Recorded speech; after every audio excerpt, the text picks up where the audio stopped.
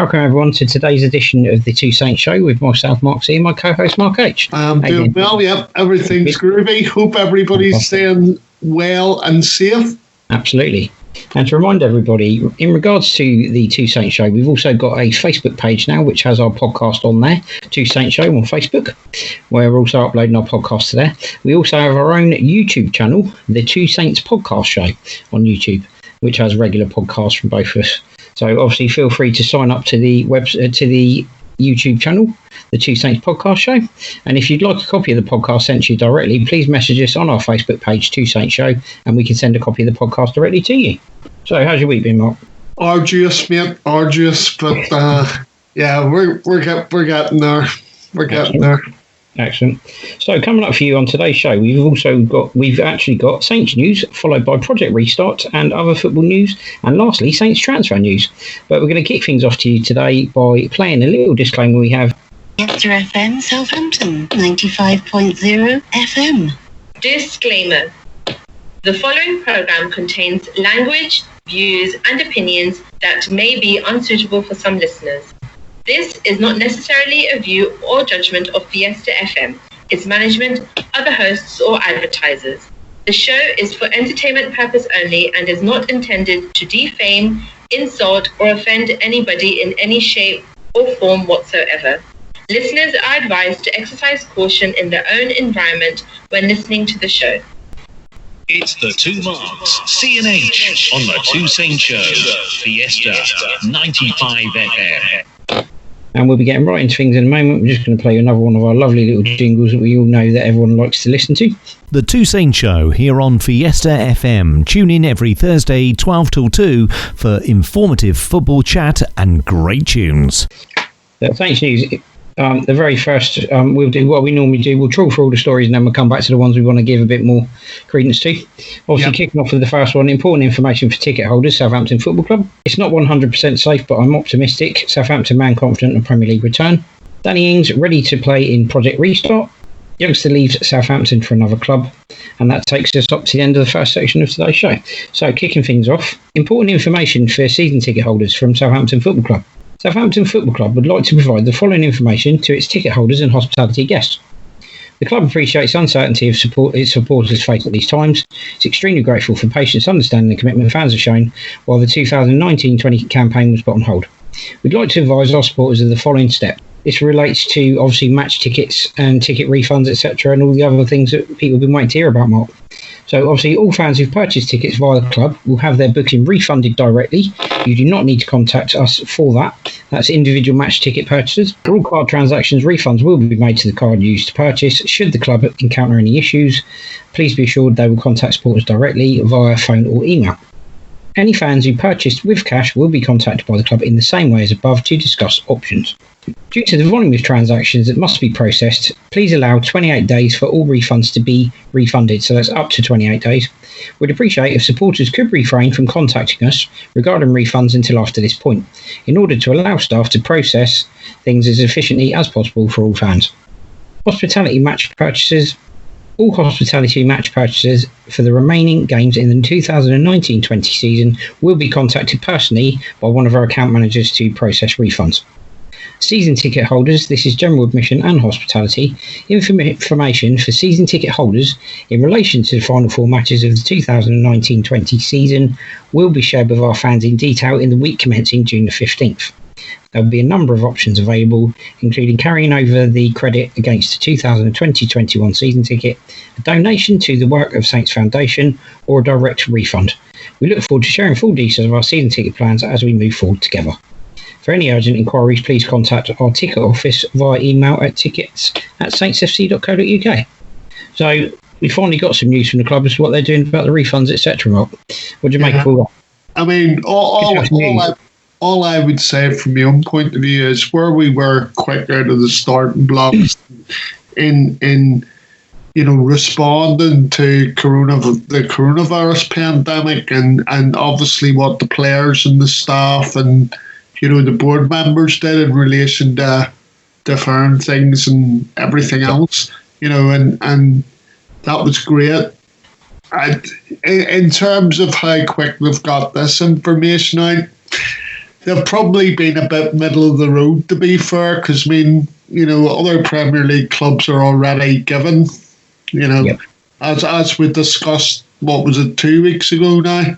Yeah. You know, Manchester United, probably one of the first clubs to sort of turn around and say, right, that they were basically refunding tickets, season tickets and general admission tickets already. You know, that by the sound of that announcement, I mean, admittedly, yes, obviously you got to share volume, but it's going to be staggered. The other thing I would say, Mark, as well, and this is no disrespect to anybody at the club, but given the uncertainty in relation to the 2020-21 season, I'd be very surprised if there's that many season ticket holders that would take up the option, considering that, you know, it's still unlikely that we're going to be getting back into the stadium this side of Christmas, you know, this side of the new year. Absolutely. You know, so, you know, I would tend to rule that out as an option for a season ticket holder, unless the thing is it's going to be like you're buying a half season ticket for next season, because I can't see us being allowed in come, you know, there's I mean, we're going to cover it in the show, but obviously, you know, they're talking about September as a start date. Yeah. You know, people aren't going to be allowed back into the stadium at that stage. So yeah, I'd be quite surprised. I mean, I think we've discussed this at length, haven't we, and decided that it's probably not going to be till October at the earliest, but I don't think it's going to be till sort of March next year, to be honest. Yeah, no, do I. You know, but I mean, I'm happy to be proved wrong, you know, but I just think the club's being widely optimistic there. Yeah. And then the other two options is in your back pocket or give it to the Saints Foundation. Yeah. Well, I mean, I imagine where most I'm not being funny, but the thing is it's uncertain economic times for a lot of people. Absolutely. You know, because of what's happened. And, you know, you're going to, surely people are going to be thinking of their bank balance first. Yeah, I've got to be honest, I would think that most people will be thinking of the money in their back pocket as opposed to giving it to the Saints Foundation, unfortunately. And as much as the Saints Foundation do great work in the community, which they do, we both know that. They, you know, I think most people are unfortunately going to take the option of either getting a refund or credit for next season's ticket if next season goes ahead with fans, obviously. Yeah, no, I mean, Premier League have even discussed next season behind closed doors, haven't they? Like I say, given the circumstances at the minute and the economic downturn that's definitely happening anyway, you know, I'd be very surprised if you didn't have as much as 90% of people. Yeah, and also it's important to point out to everyone, the rest of it will be a mixture of Saints Foundation and whatever. Yeah, obviously this is not a case of the club saying, look, this is what we'd like you to do. It's a case of the club saying, look, you're free to make your own decision, but just another option you've got, should you want it, is to be able to donate to the Saints Foundation. Yeah. Fair enough. It's just another option out there. You know, there are plenty of organisations you could probably contribute to if you wanted to. Obviously, that's what the club has put out there as another option for you. That's all it is. It's not a absolute 100% you have to do it. It's just the club giving you another option. So it's just important to point that out. Don't feel pressured into that. It's just a suggestion from the club. It's certainly not a you have to do it. Right. I think we've probably covered that one. So we'll move on to the next topic, which was Oriol Romeu, stating that it's not 100% safe, but I'm optimistic. He's confident. This is regarding Project Restart, obviously returning to the Premier League. Oriol Romeu says he's optimistic the season returning, even though it's not 100% safe. The Premier League's been suspended for more than 2 months after league chiefs elected to pause the calendar to aid the fight against coronavirus outbreak. So pretty straightforward and simple what he's saying. It's not 100% safe, but he's quite optimistic. Everything's in place and they're going to follow the protocols, and if they do that, it shouldn't be a problem. What's your take on it, Mark? Yeah, I mean, I agree with him, actually. All I would say is we know what the pros and the cons are, and it is like everything else. I mean, Premier League footballers, you know, as we've discussed before, are well catered for. Certainly in this scenario. Well, a lot of people wouldn't realise as well. Oriel Romeu, who's actually been impacted, hasn't he? The same as some other people has. He's actually been impacted from a business point of view. Yeah, He actually runs a gym. He runs a gym in his hometown of Old Dakota, and as well as a summer football school for children. And they've obviously both been closed down due to that. And it's quite interesting what he said about that. The fact that, if there's sort of a business that doesn't change your ways, you're in trouble. If you can adapt, you're more than likely to survive and be successful again, which is good to hear. But that would be true. But just going back to what he was talking about being it's not 100% safe, and I'm not dismissing what he says, because obviously we all have concerns about it, and people have to make decisions in the current environment that they're comfortable with, Mark. But what I would say is nothing's ever 100% safe anyway. I mean, that's right. You or I could get on an aircraft tomorrow. Yeah. And the thing is like air travel's relatively safe, but sure, like we've seen during the pandemic, those poor people in Pakistan, where that aircraft crashed. Yeah, absolutely. But like I say, I agree with the sentiments, and obviously he's prepared to obviously go in and train every day and stuff like that. Absolutely. Well, I think we'll move on from Oriel Romeu to one of his teammates. Danny Ings said he's ready to play in Project Restart. Danny Ings has been speaking to the media about how he's happy to return to training and ready for football when it returns. Speaking to the Daily Echo, he talked of how he's comfortable to return to training under the strict medical conditions imposed. He said, "I'm happy to return. I wouldn't have gone in for the small group training if I had any doubts. I can understand where other players are coming from because everybody's different and everybody works in a different way. We all have different reasons as to why we'd feel uncomfortable, but that's obviously fine. For me personally, I feel okay coming back to train as long as it's in a safe environment and the government are all okay with what's going on with the protocols." Yeah, see, that was an article or a piece that actually word for word totally agreed with it. And how he worded it in regards to other people's circumstances. And I think you have to be respectful of other people's positions and stuff like that. I mean, there is a paragraph that I'd like to read from this, if I may. There is a paragraph from this I'd like to read, if I may, if that's okay, which I think sums it all up perfectly. And it actually says, "It's pleasing to hear that Ings is looking at things from a positive perspective and taking his lead from the medical advice that is to hand, as well as Saints' own medical team, rather than some of the knee-jerk comments that you get from all over social media, where those totally unqualified to give an option can tell us that re-return to football is unsafe, and even when the second wave of the virus will occur." So for me, that sort of sums it up perfectly. He's taking his lead from medical advice, the same as most people should be doing, and why not? That's the way to do it, isn't it? Yeah, I mean, the thing is,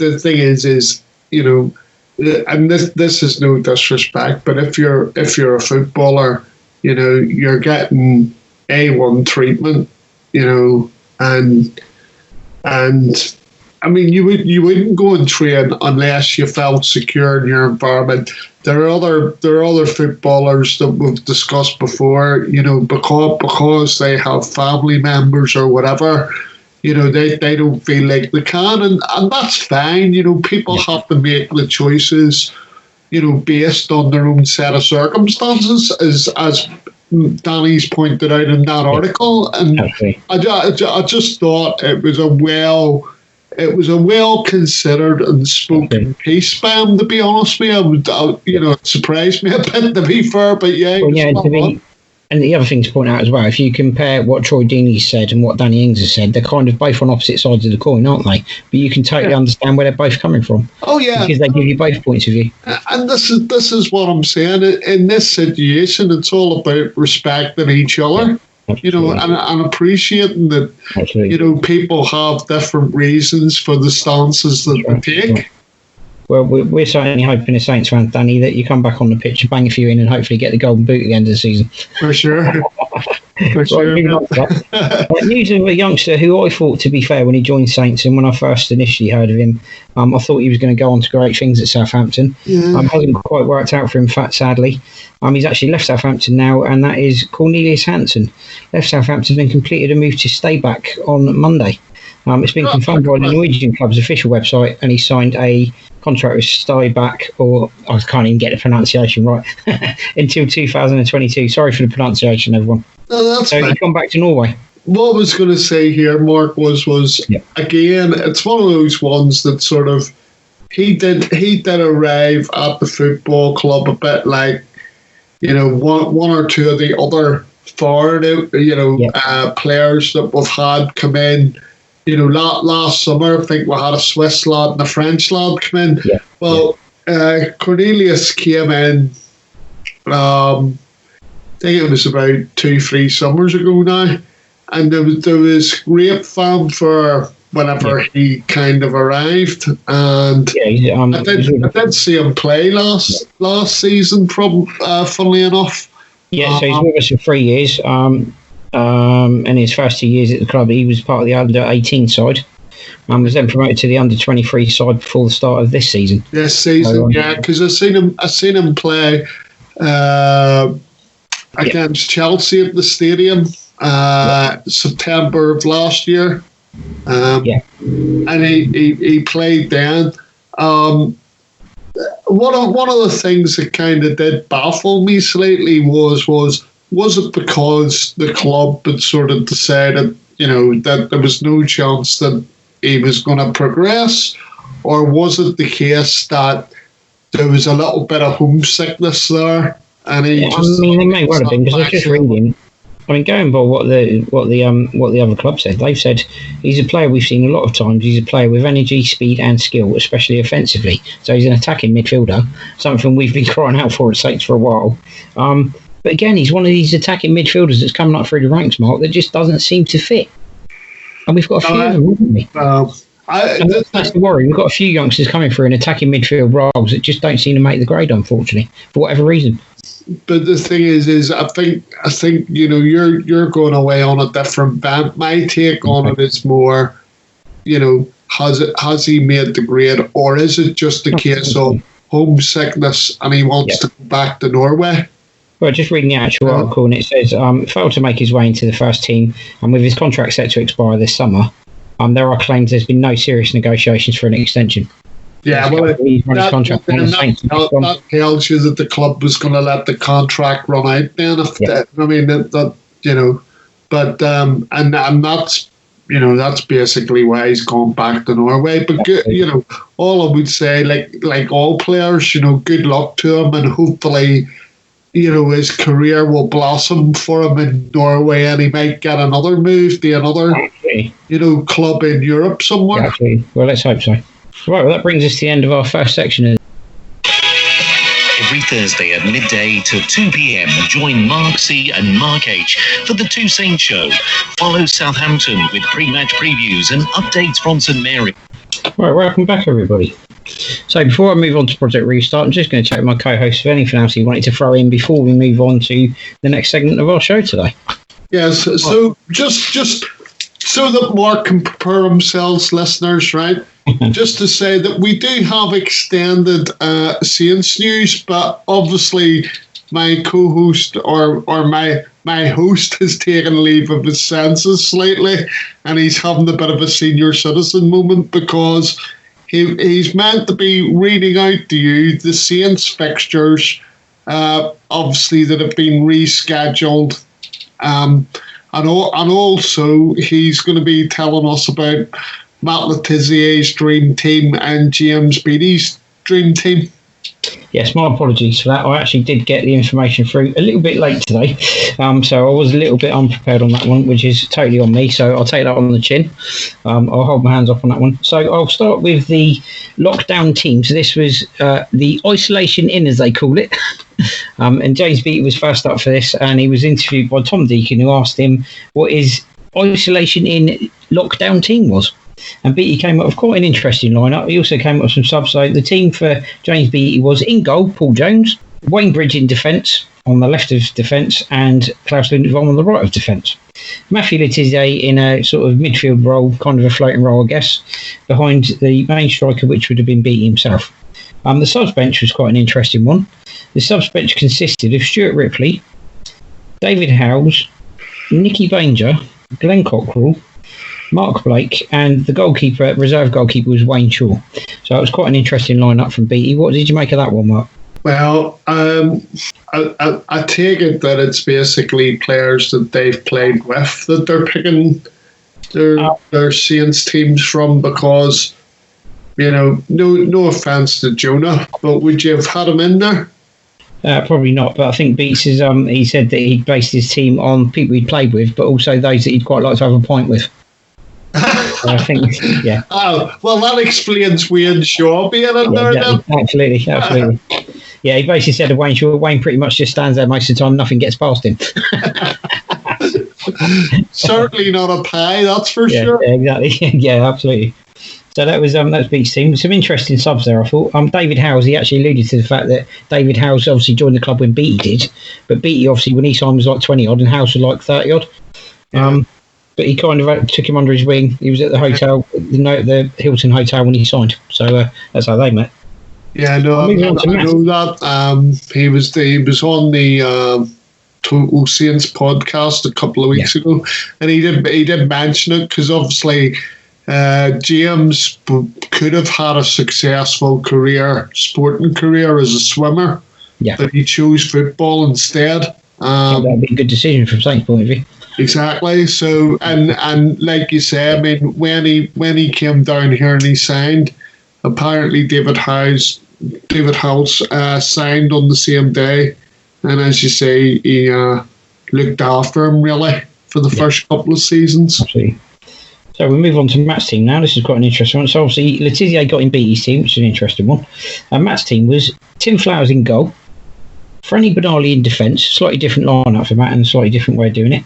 His one defender, Franny Benali, although he made up for that for the fact that he put in a central midfielder and defensive midfielder in Jimmy Case, which left Letiz to play a free role. And the lone striker he picked was James Beattie, which is quite an interesting one.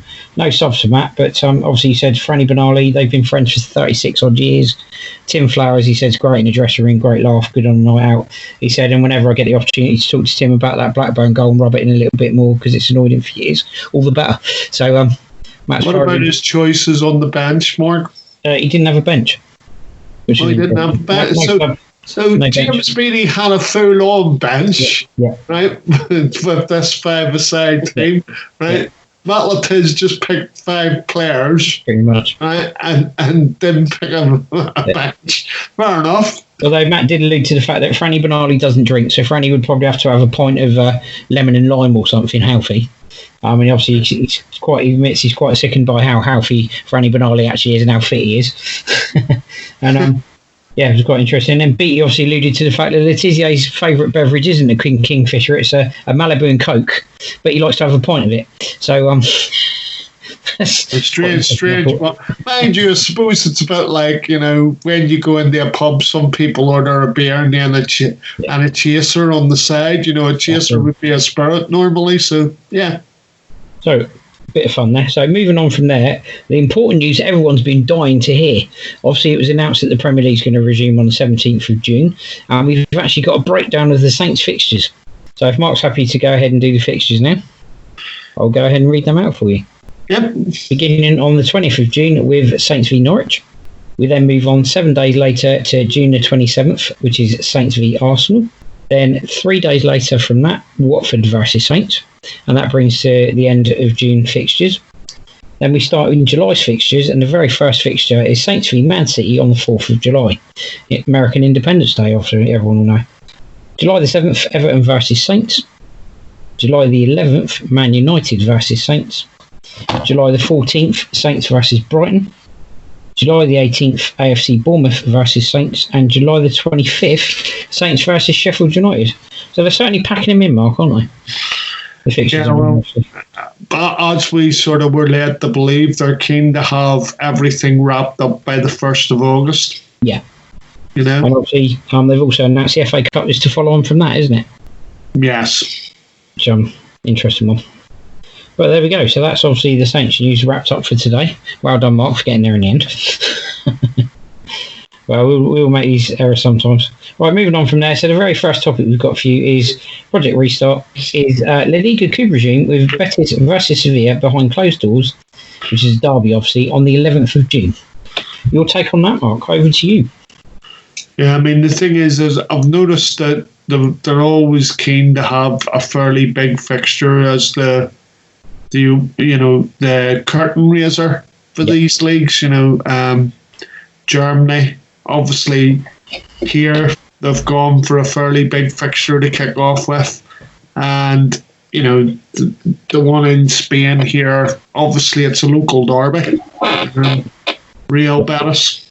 So yeah, no, I mean, as I say, everything seems to be falling into line in the sense that the top, certainly the top 4 leagues in Europe, all look like they're about to get back underway in the next few weeks, and then we're going to come on to the next article, which is obviously one of the top 5 leagues in Europe that, absolutely, the political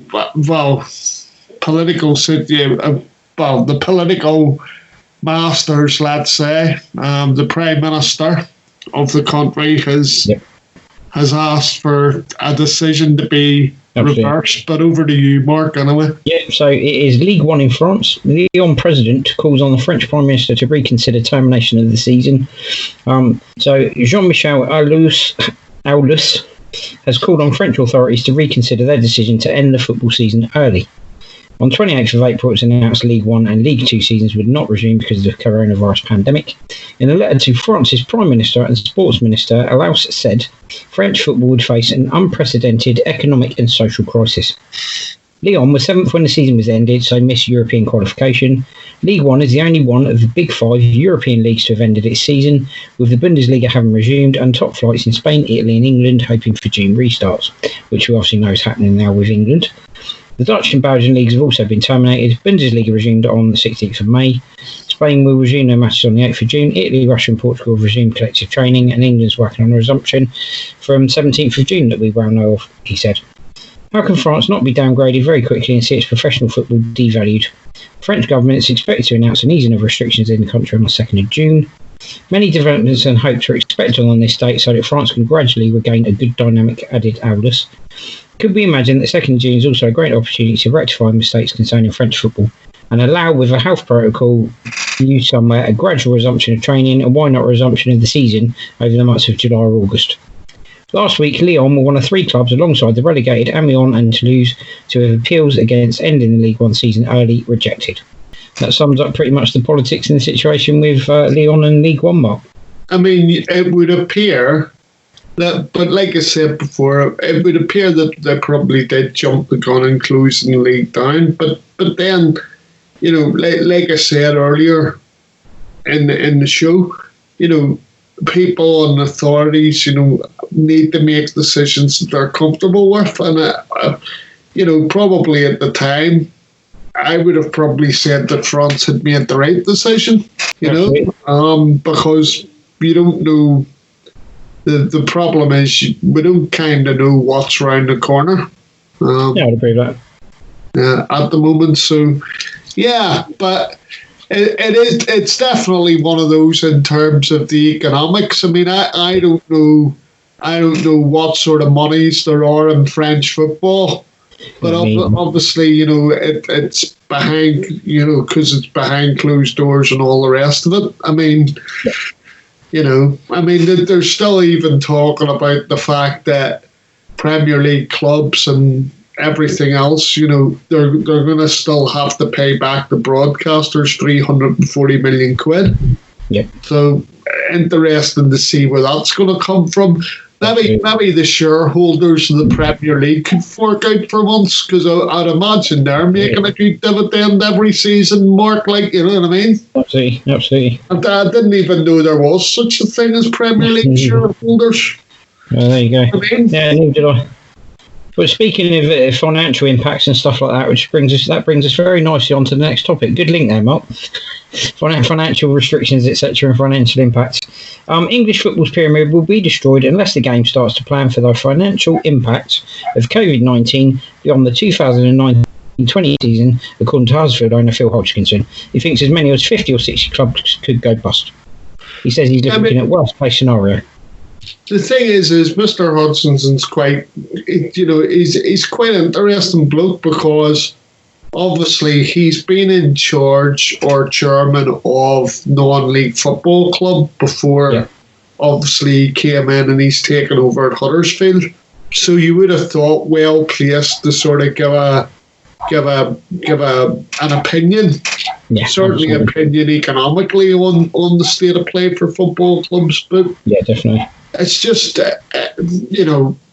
if it turns out to be correct, that it'd be demoralising, because obviously you're talking about, not only are you talking about non-league clubs, which I think there's a general consensus that a lot of the more traditional, established non-league clubs are going to, possibly go by the wayside, and the more, the younger or the newly formed non-league clubs, they're the sorts that are probably going to survive, because they might have a better business model or something like that, So it's worrying all round. I mean, it's extra worrying in the sense of, even in the league. So, I was talking to you the other day about League One, and League One has such a chasm of disparity in that division just itself. When you look at,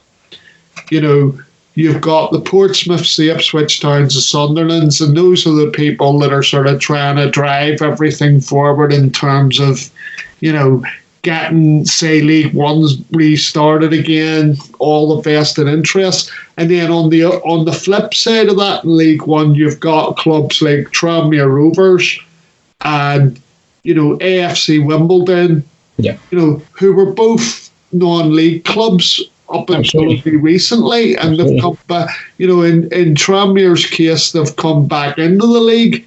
The last 2 seasons, and they don't have anywhere near the sort of monies that other clubs have in League One. So you'd worry about the likes of Wimbledon, AFC Wimbledon, and you'd worry about the likes of Tranmere, and also the likes of Rochdale, clubs like that, Definitely. Right, we'll move on to Stevenage, and their chairman Phil Wallace saying League Two relegation proposal has no integrity. So he's basically said, their chairman Phil Wallace says there's no integrity in plans for a League Two club to be relegated on a points per game ratio.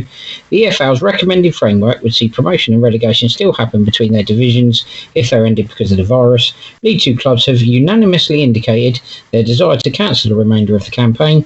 Stevenage would finish bottom if placed are decided on a points per game basis.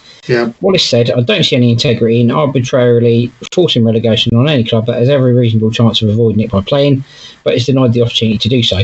Only one side will be relegated from the 4th tier this season, and surprisingly, Stevenage are bottom of the table, 3 points behind 23rd place Macclesfield. So I can't help thinking, Mr. Wallace, you have a vested interest in the season actually ending and you not getting relegated, as opposed to the season ending and you getting relegated. See, even in League Two, this is the competitive nature that we live in. Even in League Two, right, they can turn around, and even though everybody's, a majority of people have signed up and said, let's end the season, and everybody knew what the rule was. There was going to be one relegated side from League Two, right? And if people bother to actually look at the League Two table, right, Stevenage are bottom by some distance right now. All of a sudden, they're going to start playing like Real Madrid, are they? I mean, I mean, look, I can take on board stuff where it's feasible, right? Yeah. But I mean, I wouldn't say I'm a great sort of keeping an eye on the tables. But suffice to say that Stevenage have not been great all season, right? And they are adrift by a good few victories. So I'm sorry. But the chairman of Stevenage, for me, hasn't got a leg to stand on, to be honest. So, moving on to the next story you have for you, which is Premier League set 2020-21 start date to put pressure on current campaign. Now, this was an interesting one, I thought. So there's optimism that top flight football will return next month, which it obviously is going to now. This is obviously prior to the restart date given. It appears the 2019-20 season will face a race to be completed by a certain date. Premier League set to tell clubs that the 2021 season must start by the weekend of September the 12th to 13th during a shareholders meeting on Thursday. Shareholders once again. What a surprise. There's growing optimism the current campaign will be able to be resumed next month, with phase 1 of Project Restart having generally been a success thus far. They've obviously voted to do contact training now, which is the next step along the path. If everything goes according to plan, the Premier League will be able to be finished by the end of July. There still feels, however, that further positive coronavirus tests for players or staff could see another delay. Yeah, and if anything worse happens, they'll shut it down again, I reckon. But we'll see. According to the Daily Mail, these would have to be scrapped, and it's unable let's just deal with the main bit of the article, Mark. Yep. The main bit of the article is that, you know, the shareholders basically want the season to start by the 12th, 13th of September this year, right? And you're sat there and you're thinking, admittedly, you know, there was always a good chance that there was going to be a short, close season, right? But judging by that, you're talking about, so, you know, if you take the timetable that they're talking about, and just in terms of league fixtures, right? Yep. So the league finishes in July the 23rd, was it? 24th, something like that. Yeah. Right. So you got 7 weeks. Okay. So what? So I was saying players have a break for 2 to 3 weeks, and then it's 4 weeks of pre-season, and then straight back into the league again. Yeah, exactly. Well, I guess we'll find out on that one. I mean, it's not a very long break at all, is it? And to be fair, all I'm going to say is prepare for a raft of injuries. Prepare for a raft of injuries at the start of next season. Followed by some really poor performances from players who aren't fit enough. So, I look forward to the start of next season. It's going to be interesting. So, Saints, if you're listening, get the players' fitness up when you can so that we can get better than everyone else when the season starts again. It's just, everything just seems so congested, you know? Yeah. I mean, I don't... for once, I'm going to say this, Mark. I would say I don't think I'd be happy as a professional footballer with that kind of timetable. Well, not only that, you know, they like to have a summer break and they like to have a bit of time, don't they? Because they like to spend a bit of time with their families at the end of the season before the next season starts. So they're now losing out on that, aren't they? And you can't really turn around and say that they've been spending time with the family now, because they're still having to train at home. They've still been given, you know, their exercise sheets that they have to work, because I mean a lot of them have gymnasiums and all the rest of it at home. So they're still doing the stuff that they would be doing if they were going into the training ground at Staplewood. Yeah, you know? I mean, the only difference is they're not doing ball work. And obviously, they're not doing close contact stuff that they do in training. You can't train them at home. So that's the only difference, isn't it? They're doing all the other related fitness stuff. So moving on from there, we've obviously got the Premier League restart, which is obviously due 17th June. Kicks off with Man City versus Arsenal and Sheffield United versus Aston Villa. So those are the first two games of the 17th June. Yeah, I mean, as soon as I heard the 17th of June, and I looked around at the fixtures, and I thought to myself, oh right, so it's going to be Man City and another big club then, you know. But and also, allegedly, one of the grounds that's been talked about as a neutral venue for North London clubs, and may even see a North London derby, Mark, is St Mary's Stadium. It's been touted as a possible neutral venue for a North London derby. Yeah, because it'd be interesting if that happens. Well, no, this stems from the announcement today that the police have basically targeted, I think it's up to 8 matches. Yeah. Or 8 different venues that they would like to see games played elsewhere. And the majority of the games that we're talking about seem to involve London clubs. Absolutely. I would say the police force seems to have a very big mistrust of Arsenal fans, because they don't seem to want Arsenal basically to be playing at home, from what I can gather, because they're sat there thinking, the Arsenal supporters can't be trusted. They'll all be stood outside the stadium. Absolutely. Well, I'll be honest with you. I think there's going to be a few fans from another club who are going to be very miffed at the fact that there's every chance Liverpool could well win the title at a neutral venue. Yeah. It's going to go down like an absolute ton of bricks, isn't it?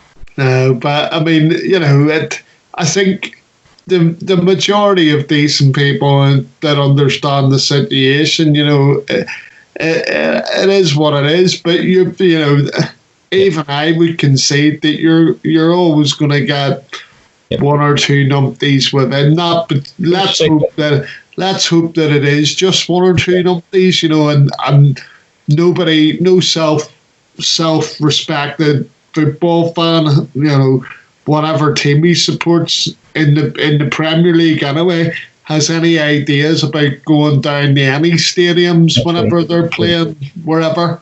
That's right. Because it's ridiculous. Yeah, good news is as well, isn't it, for those of us who aren't able to attend matches and won't be able to attend because of the lockdown restrictions, we're led to believe that the BBC are actually going to be covering somewhere in the Premier League, and so there's a first. I don't think they've done that, have they? And also, Fly stating that they're going to be showing some free to view, Mark, which is good in a way. I haven't seen the full article, but obviously I've heard that this may be the case. Yeah. To be fair, it's good news if for supporters, that's for sure. I don't think the clubs are overly impressed because, like I said, now we've got a situation where they're being asked to return this 340 million quid. Yeah, which is interesting because Sky apparently stated earlier on when this crisis was going on, they were saying, no, we don't expect a refund of any sort of money if the season's null and void. Yet they're now saying, oh, well, actually, if it is, we want this money back. Yeah. Hang on a minute, talk about a complete turnaround. You've totally jumped the other side of the fence now. Yeah, I would have thought that the whole idea of the Project Restart would have been to appease the TV companies so that, the exclusive rights that they have for certain games, because let's be honest, it's not all the games, right? Yeah. But if they're getting their exclusive games in, then I don't see what the issue is. I mean, the thing is like I said on the show a few weeks ago, Mark, the amount of money that these different broadcasters make from the advertisements, whenever a game's on, because they can charge more money for an advert during the football, and I dare say that won't change just because the game's being played behind closed doors. I mean, they're still gonna charge premium prices, to have your advert played during the middle of the football. Whereas it's probably about 50% to 75% less to have a broadcast at any other time during the day. Absolutely. That's what I get kind of cynical about, but there you go. I understand that. Right, so moving on to the next story. Blackburn's Elliot Bennett and two Fulham players among coronavirus positive tests. This was in the Championship, wasn't it? We heard the story that obviously there were positive test results in the Championship. So the latest round of testing in the Championship, Blackburn captain Elliot Bennett and two unnamed Fulham players have tested positive for coronavirus. Yeah, I mean, interesting. And Bennett obviously was described as asymptomatic but feeling no ill effects. No ill effects. No, I mean, I just thought I'd include it because obviously now we're being told that the Championship probably is going to start within 2 weeks of they actually returned start. Yeah, they actually returned to non-contact training on Monday. Yeah, Monday. Just Monday they're gone. But as I say, so it's interesting that they're actually saying, they're saying that, the Championship probably will start 2 to 3 weeks after the Premier League has started. And obviously, I just included the story because obviously, initially we included the stories about the Burnley players and the Watford players and what have you. So it's a watch and brief, but I mean, hopefully there isn't, within the Championship, it's going to be kind of the same scenario in Absolutely. relation to the Premier League, and Absolutely. they're going to be able to press ahead Yeah. with things. I mean, Sure. and I say that irrespective of our own personal feelings about it, Mark, you know? Yeah. Because personally, I still don't have the stomach for it, really. There's something sort of not right about it. Yeah. It's the same thing as, you know, when we were talking about the season ticket situation, you know, a lot of the season ticket holders sort of took to social media, and this was more in terms of the 2021 season, where they were basically saying it just smacks agreed, because nobody knows what you know what's going to be happening in the future, you know. Yeah, absolutely. So that brings us nicely to the end of that segment. And what we're going to do is we'll be going to Saints transfer news links when we come back. But we're going to take a break now. The Two Saints Show here on Fiesta FM. Tune in every Thursday 12 till 2 for informative football chat and great tunes. It's Mark C and Mark H. Mark my word, they're here with everything in the Two Saints Show. There we are, everybody. Enjoyed that. A couple of good tunes there. So, Mark, Saints transfer news. The first one, Southampton are lining up a bargain deal to sign ex-PSG starlet Lad Masivo, isn't it? Yeah, Masivo. Is it Noah? Is it no? Yeah, no Masivo in sights of Ralph Hasenhüttl's side, according to Football Mercato. Saints have watched pennies to plenty on a whole host of big-name disappointments in recent years, from Guido Carrillo to Wesley Hoot, Moe Elyounoussi to Sofiane Boufal. At least they appear to have learned their lesson. Perhaps motivated by the financial crisis which looks set to hold the transfer market in a vice-like grip. They're now looking at League 2 midfielders to Italy under-21 international Gianluca Scamacca, Porto centre-back Diogo Leita, and Strasbourg powerhouse Mohamed Simikan below. So obviously, looks as though Saints are going back to the sort of model of looking for young talent across Europe again. Yeah, well, I mean, I just want to really focus on Masivo, is it? Yeah, no, Masivo. Basically, you know, obviously, he probably fits the bill in the current climate, mate, because there's not a lot of money awash. He wouldn't cost a lot of money necessarily. Yeah. You know, it's a position that, you know, because he's a central midfielder. And like I said to you, you know, we're going to lose at least 2 central midfielders in the summer. Yeah. I'm convinced of it. You know, and they do need reinforcements there. You know, and you know, don't get me wrong, I'm sure Will Smallbone has a great future, but I think for him to become a permanent fixture on a constant level next season, I don't see it. I mean, I see him coming in as cover, you know, when needed or whatever. Yeah. But can you honestly say to me that he's going to be playing, you know, 30 games next season? No, I've got to be honest. I think the guy that's coming up in our next transfer deal is probably one who's more likely to be fair. He's more likely to be playing regularly. So obviously, with that link, Mark, go on ahead. Yeah, the second report is Southampton could offer Fraser Forster in a deal with involving Olivier Ntcham coming the other way.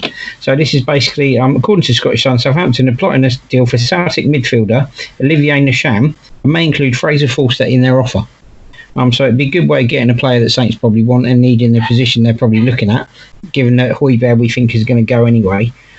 This will obviously be a player they look at bringing in, and they're going to kind of try and use Fraser Forster as a little bit of leverage, which could definitely work very well.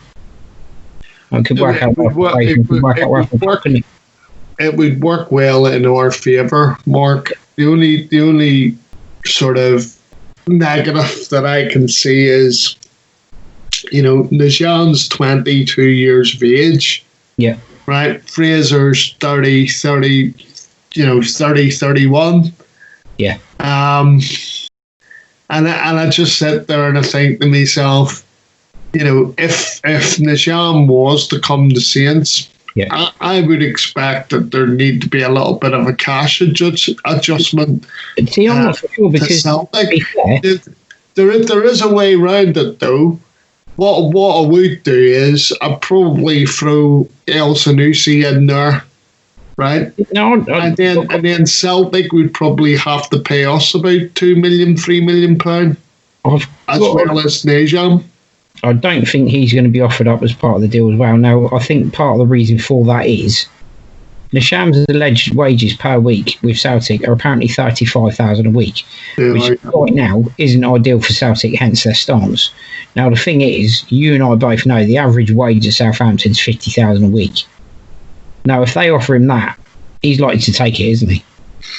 Yes, so but what I'm saying, Mark, is Mark, listen to what I'm saying. What you're saying. Right? The club, Southampton Football Club, to my mind, would still have to offer more than just Fraser Foster. There would need to be a cash adjustment there if he was to join our football club. We're talking about a 22-year-old, right?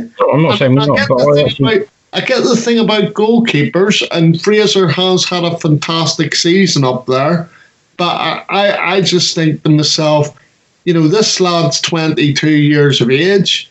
If I was a Celtic fan, right, and they announced tomorrow, all I'm going to say is if I was a Celtic fan and they announced tomorrow that, Nejam's going to Saints in a straight swap deal for Fraser Foster, I don't think I'd be very happy.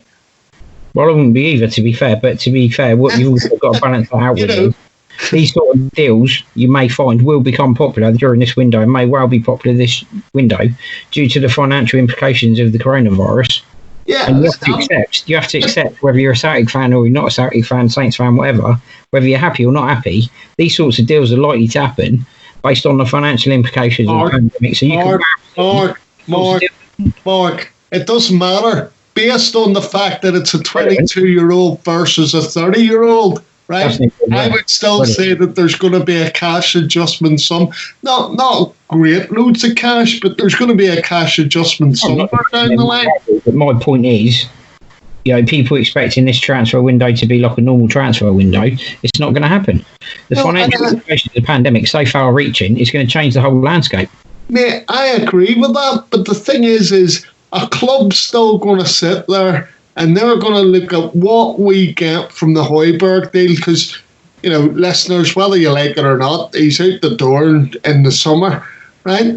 And the thing is Celtic fans and the Celtic board will be looking to see, unless we get this deal tied up before Pierre-Emile Højbjerg goes out the door, right? Then you can't do anything about it. But I can't personally see where Celtic's just going to turn around and say, oh yeah, let's do a swap deal. There's a 22-year-old footballer, who was playing regularly for Celtic last season. I think one of the reasons why he's been frozen out is because, there is that sort of look in his eye where he's sitting there thinking, actually, I want to go to somewhere else where dare I say it's a Lamina reverse, right? Where he sat there going, I want to go to somewhere else where there's a bit more exposure for me. Yep. Hence, Premier League move looks very attractive. Yeah, I get that.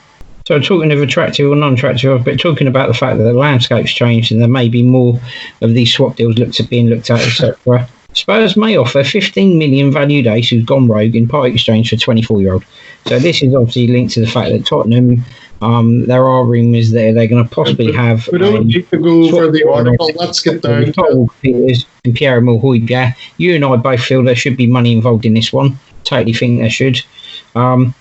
Is Kyle Walker-Peters valued at $15 million? Not sure.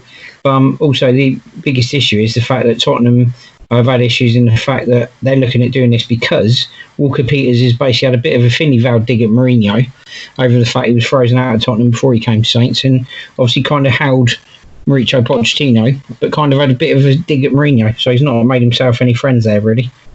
But I would feel slightly hard done by if Saints actually did this deal with Walker-Peters and Højbjerg. I'd think that Tottenham would definitely got the better end of the deal there if that happens. Well, in the same way that Saints get the better end of the deal if that lad from Celtic comes down for Fraser Foster. Absolutely. Absolutely. See what I mean? I would also temper that. You can't have your cake and eat it both ways. So anyway, apart from that, all I would say... Add to that, I'd temper that with the fact that obviously I'm all at the moment with the current climate that you have to accept those sorts of deals are the likely deals you're going to see, whether you like it or not. But you're a Saints fan or Mark, you're not listening to what I'm saying to you is, yes, there'll be swap deals, but there'll be cash adjustments as well. You still can't escape from the fact well, I'm not when you're talking about an age range in player, right? You're always going to have a cash adjustment for a player that's younger. Anyway, let me just talk about Kyle Walker-Peters, right? I don't want the deal to happen. I don't think he's good enough for Saints, right? And Saints already have their iron in the fire. We're going to be covering this Dutch lad, the right back, again next week because there's news articles out today to suggest that the talks have already taken place. We're a lot further down the line about signing this right back Dutch lad from Groningen, who I would say is a much better project. You know, at the end of the day, let's be honest. This is someone that Tottenham are looking to offload, basically because he was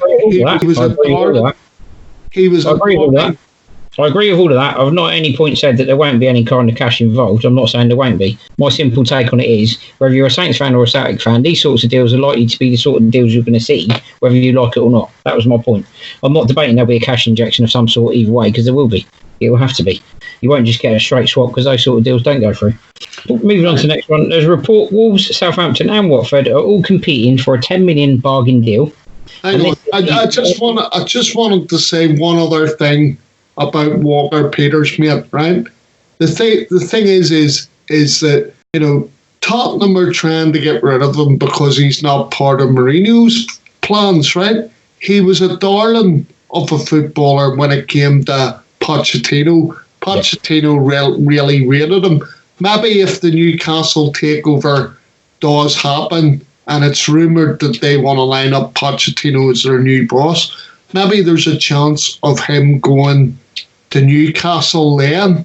But I certainly wouldn't want to see Kyle Walker-Peters at Saints. I just want to see a straight Højbjerg deal for cash. Yeah, and I agree with you on that one. Mohamed Salisu could be on his way to England, with Wolverhampton Wanderers and Southampton showing an interest in the Real Valladolid defender, according to Al Desmar. Considering top-class centre-backs are rare these days, the sheer level of interest in this promising Ghanaian should come as no surprise. And a 10 million release clause in his contract, bargain by anyone's standards by all accounts. Powerful, quick and blessed with maturity well beyond his 21 years. Yeah, I mean, again, you know, you would say by all the noises that are being made, it's somebody that fits the sort of Saints bill, you know. But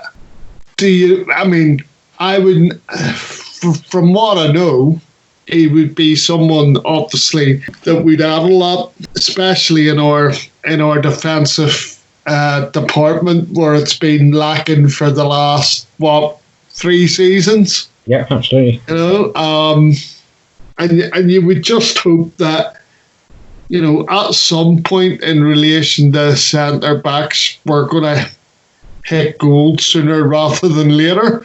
Because we need to. We really need to. You know, we need, you know, like you were suggesting before, you know, we need to try and get things back on track again. Yeah, definitely. Because certainly there's been a lot of money wasted at the club in the last 3 or 4 seasons. Yep, no, can't debate. Can't disagree with you on that one. So, moving on to the next topic, which is Fulham have the option to sign Southampton midfielder on permanent basis. For those of you that may have forgotten, Fulham have an option to sign Southampton loanee Harrison Reed on a permanent basis. Yes, everyone, Harrison Reed is still a Saints player, just in case you forgot about him. He's actually been on loan at Fulham, and they do have an option to sign him permanently if they want to this summer. Yeah, see, when I I mean, I included the article because obviously the suggestion is that they've got a deal in place to sign him, right?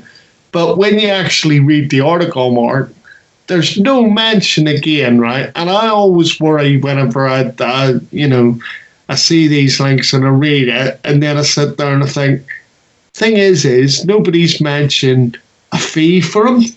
Well, I think and when you look at when you actually look at the article, you sit there and you think there's a lot of if, buts, and maybes there, because obviously, by the sounds of it, it would say to me that Fulham are the whole move for Harrison is dependent on whether Fulham get promoted or not.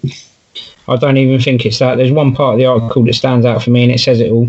Reid, who's 25 years old, has made 17 appearances for Fulham in all competitions, adds more options to depth to their midfield department, but has been suffering with injury since his move to Craven Cottage. That, for me, is the sole reason they won't sign him permanently.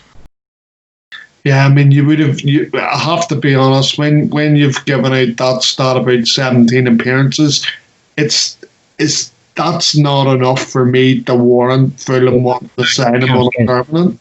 Against him, and if you're a Championship side looking to bring a younger player in, 25 is just a little bit over that margin, isn't it? Yeah, 25. All I would say is for a 25-year-old footballer, right? Yeah. If you're only making admittedly you're on loan, but if you're only making 17 appearances, I would have thought Harrison at this stage in his career would have been disappointed with that. He probably.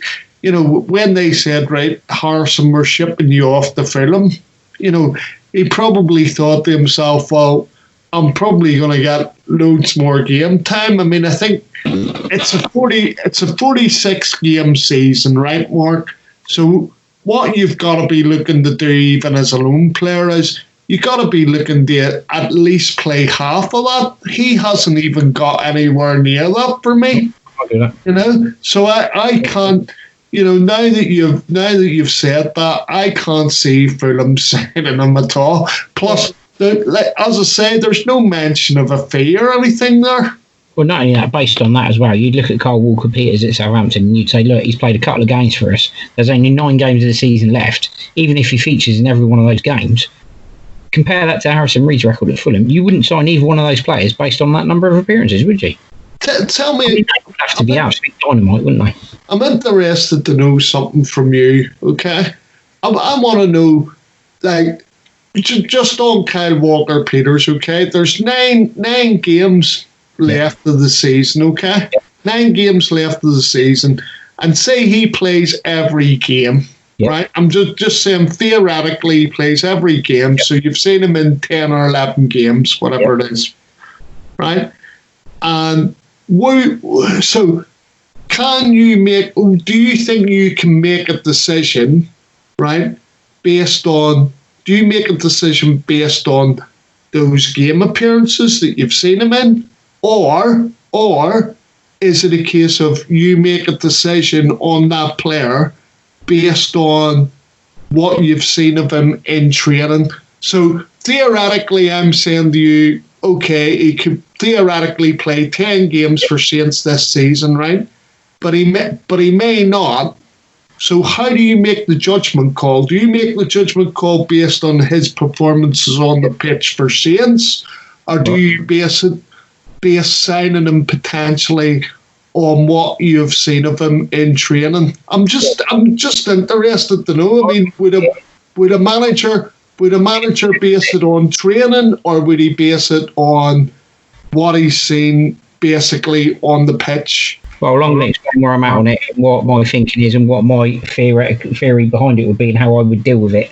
My way of assessing Kyle Walker-Peters' impact for Saints as to whether we should sign him permanently would be based on this. James Ward-Prowse has played as a stand-in right back this season. Okay, a substitute right back, not an out-and-out right back, not a natural right wing back, not a natural right wing back. He's proved to be the most effective right back we've had at Saints this season, based on his stats. And he's not a defender full time. He's a midfielder, an attacking midfielder at that. Okay, and he's played at right back. He's had better stats than anyone this season, including Cedric at right back for Saints. Now, from my point of view, if Walker-Peters manages to better those stats that James Ward-Prowse has had by the end of that 9-game run, fantastic, you sign him. If he can't better the stats that a person who's not a regular right back has put out, if you can't better that, you shouldn't be there. That's a fantastic summing up. Thanks for that, mate. I just thought I'd put you on the spot and get your feelings on it. You've got to look at the stats because you're looking at players being effective, and if you're a defender, you want to be effective. And if you're not going to be effective, there's no point being there. So if you can't beat somebody who's not a natural right back stats for this season when he's better than everyone else, you shouldn't be there. And we're both agreed that Harrison Reid won't be going to Fulham at the end of the season. Fair play to him, and he deserves to move somewhere because he deserves regular football. Yeah. 100%. I actually find him quite loyal, the Saints, but I agree. Yeah, based on his loyalty alone, I'd like to see him get a move for his own sake because I think he's been crying out for one for a long time. Unfortunately, he seems though he's now beset by injuries, unfortunately. Yeah, something has to happen. Injuries. Michael Obafemi is a good example. He's one of those current players who's been hit by a raft of injuries. So, it can have a real debilitating effect on a player's career, can't it? Yeah, but the thing is Michael Obafemi isn't at the crossroads where Harrison Reid is. And I just hope that come the summer, he can get fixed up with a move and obviously help to kickstart his career again. Yeah, I think sadly Harrison is at that point that some of the youngsters have come to, same as Cornelius Hansen we were talking about earlier. Harrison's got to the point where he has to sit there and assess it and go, is there a future for me at Saints or isn't there? And unfortunately, Harrison, I don't think there's a future for you at Saints. I think your time's done there. And I don't think that's a slant.